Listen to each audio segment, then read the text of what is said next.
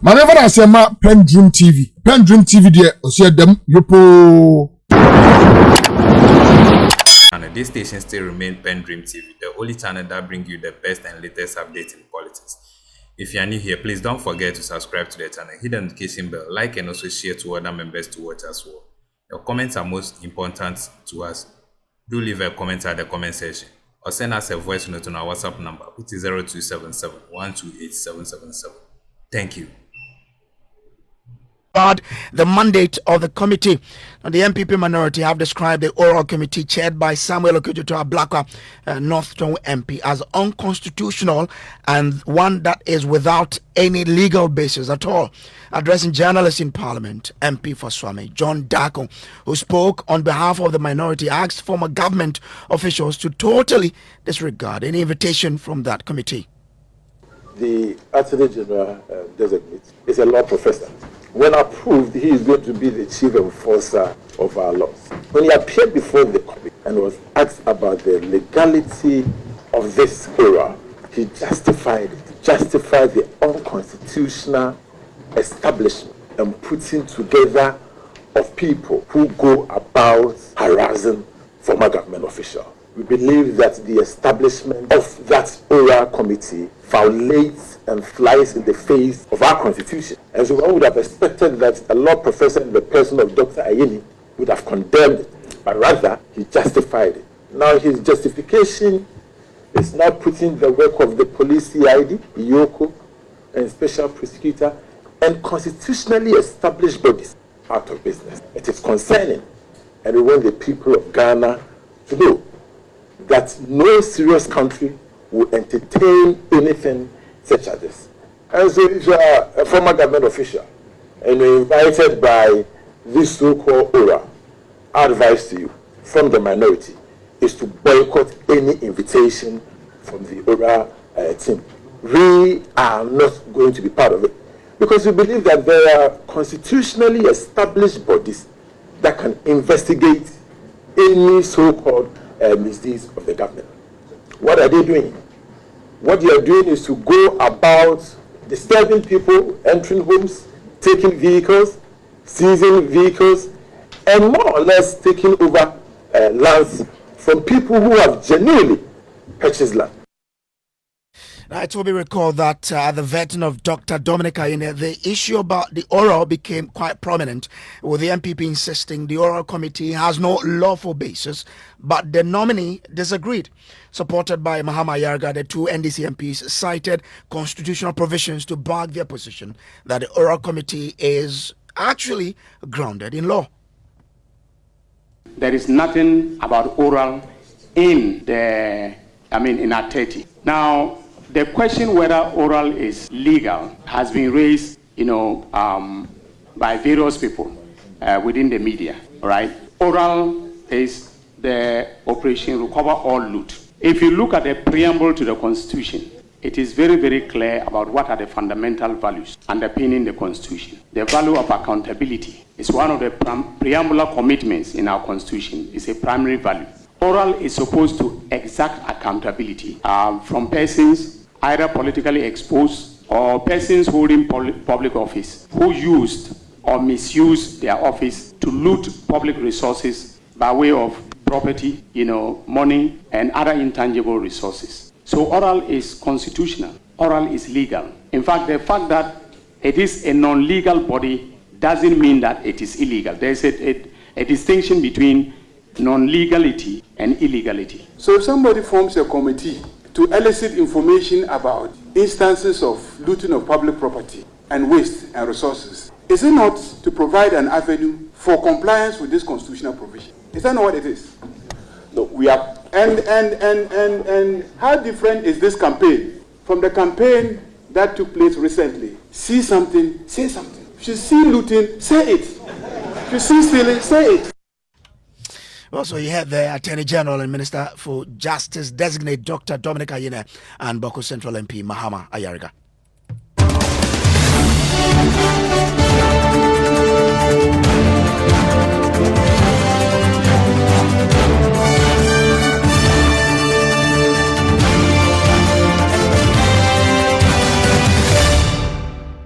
Well, thankfully, we have been joined on the phone lines by Martin Pegbu, who is a private legal practitioner and member of the Operation Recover All Loot Committee.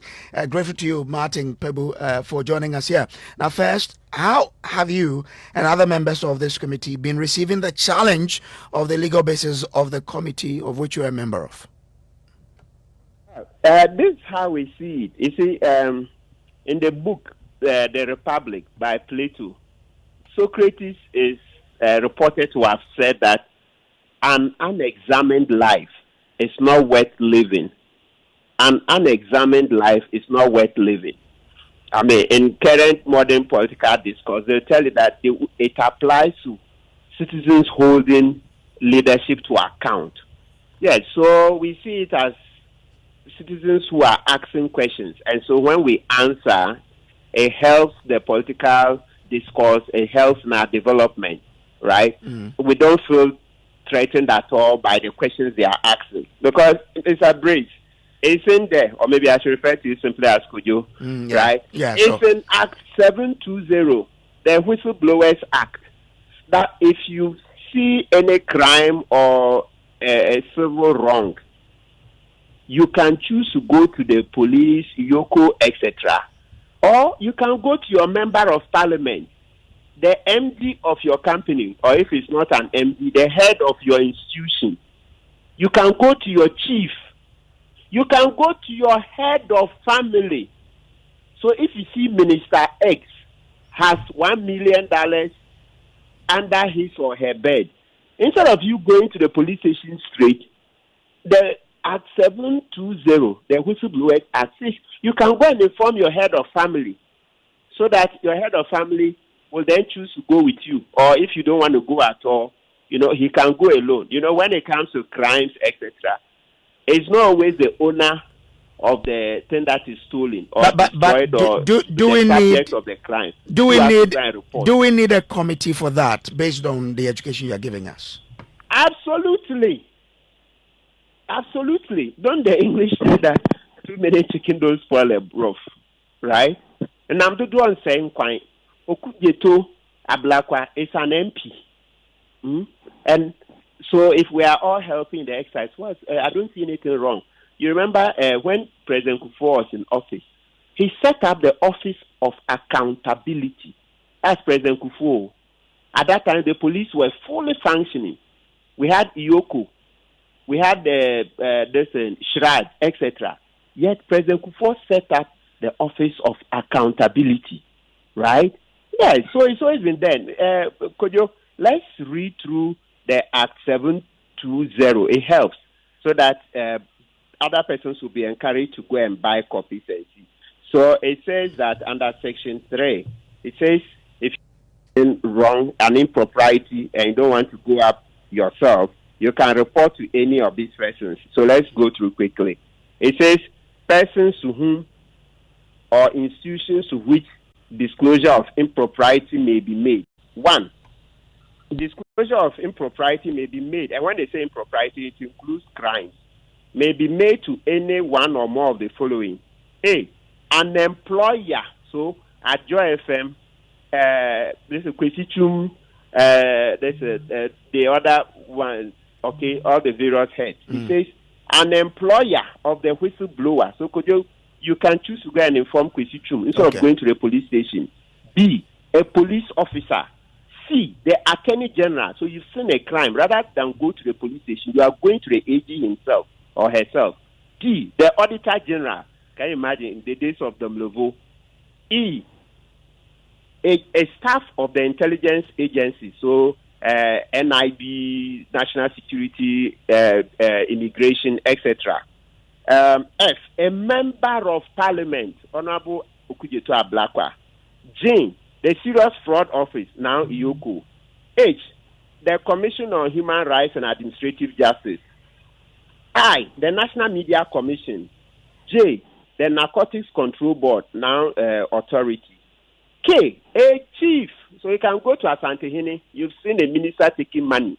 Instead of going to the OSP, you choose to go and seek audience with Asante Hene so that he will take up the case. L. the head or elder of the family of the whistleblower. Let's repeat. The head or an elder of the family of the whistleblower. Then you go to M. A head of a recognized religious body. So you want to go to your pastor. N. A member of a district assembly. They didn't even say the district chief executive yet. Who come to the DC or MC. But it says a member of a district assembly. Okay. Now the charge to former NPP appointees is to disregard your mandate. How do you react? From what I've just read, it's obvious that it doesn't help us as a nation to disregard our mandate from the list. You see, we didn't even have enough time to exhaust the list.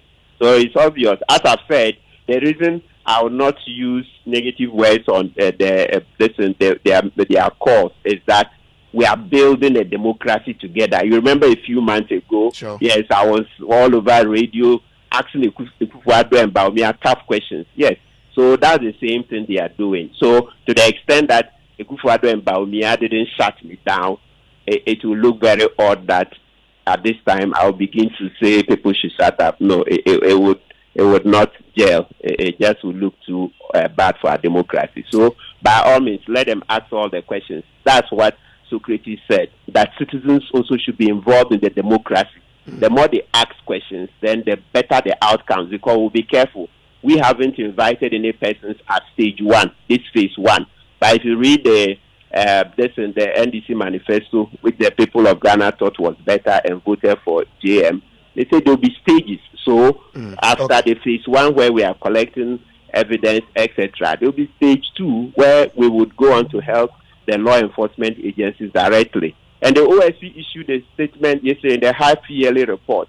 They said they are going to work with oral because that is law. Okay. But as I said, let the minority ask questions. It makes our democracy better. Do stay with me. We also have on the phone line MP for Swami, John Darko, who actually addressed this part of the NPP press conference earlier today. Grateful to you for joining us, John Darko. Is there something the NPP is afraid of regarding the work of the oral committee? Because of it, you are insisting that it is illegal when actually it is explained to you on several occasions that they are simply gathering facts to be presented to the NSAG. Okay. Thank you, my brother, and regards to all our dear listeners. I've listened to my brother, Mr. Pebu, on this issue, and I'm surprised that he goes on and on and on with the Whistleblowers Act. If you look at the law, clearly, the law on disclosure is clear. Section 3 that he read, it lists a number of people, an employer of whistleblower, like he said, a police officer, an AG, auditor general, a staff of intelligence agency, a member of parliament, serious formal office. Everybody should look at section 3 of the Whistleblowers Act. Now, if we take Honorable Okujetu Ablakwa, who is a member of parliament, and so if anybody feels that some crime has been committed, it can go to him. Let's ask my friend, my learned friend, does he fall into any of these categories? Is he a member of the National Media Commission? The former police officer, Kofi Boache, is he a member of the Narcotics Control Board? Mr. Domlevo, is he a member of the District Assembly? Is he a chief? Is he a head of any institution? Is he a head of any recognized religious body? The Whistleblowers Act he's talking about are the people you can disclose an information to, not a group of people set up by a president. In any case, what form the basis? And we've made this point that when now His Excellency the President John Dramani Mahama set up the oral committee, he was the president-elect. He did not hold any executive authority. Okay, but back to my question what about legal authority did he have to set up the oral in the first place? Okay, I get this. So when we say that that committee is unconstitutional and is illegal, we are saying that because from the start, from its foundation, it has no basis. Okay, I get it, but I'm only asking that. I mean, if there is nothing to be afraid of, why does it hurt if a government says, I want to form an oral committee to help me gather information on people who have looted from the state? Wow. I mean, I am shocked that anybody will ask this question because you see, we are a country of laws. We are a country governed by laws. So unless there's a law backing such activity, we cannot take it for granted. Today is person A. Tomorrow is person B. But everybody in this country, including the president, must act within the law. Okay, so you cannot say that because you are not going to be affected, you allow the illegality to go on. Of course, the members of the minority group who held the press conference, we are not afraid of any oral group. We are not afraid that anybody will come to us. And I also believe that no former government official is afraid of this group. Okay. And what we don't want is a situation where bodies are set up to harass people. Okay. Now, people are going into homes of former government officials in the middle of the night. They are going to their lands, they are going to their houses, pulling buildings down, taking their vehicles, all in the name of oral. Something which has no legal basis. Okay. We are saying that if we are serious as a country, we have institutions to build, we have institutions to protect. You have your CID, you have your the YOCO, you have your the special prosecutor. We have all these institutions. If you really are serious about fighting corruption, go to them. What is the legal capacity of Martin Pebu to be receiving information? We should ask ourselves. If you look at the list he himself gave, does he fall into any of these lists? Any of the list here? I get it. I get it, John Darko. I'm grateful to you. But stay with me. Let me bring in Martin again. Martin, if you should invite, you should invite anybody, because you say that the second phase of it will be to invite people. If you invite someone and the person does not turn up, what will you do? Do you have any legal basis to stand on to then take any further action? Oh, the invitation, as I said, we haven't reached that yet. Yes. So by the time we get there, as I said, we are going to be working with the established institutions. Oh, wow. Now you are not going to work with an established institution. It's not like what stop the president from using the established institution from the manifesto that was brought out says that they will do necessary amendments to make sure that oral works with the establishment, the established law enforcement agencies. Okay, and let me quickly correct the Honorable MP, Darko. The list, as we read in law, is not exhaustive. No, that's not exhaustive. So, even going to the head of family, etc. Well, you see, what Mr. Darko is doing, can you imagine, Mr. Brace? This list is saying you can go to your head of family. So, if you are coming to people who is nearer the law, a lawyer, helping you to go to the institution, even between the two, a head of family who is not a lawyer, maybe does not even want to interface, doesn't even like going to police or a YOCO, and a lawyer such as myself, who have shown at least over the last few years that I'm interested in not helping to fight corruption, etc. Between the two candidates, who would you think would advance the cause of the whistleblower? So, Mr. But if the lawmaker wanted a lawyer to begin that, the lawmaker would have stated that. You know your interpretation of law. All right.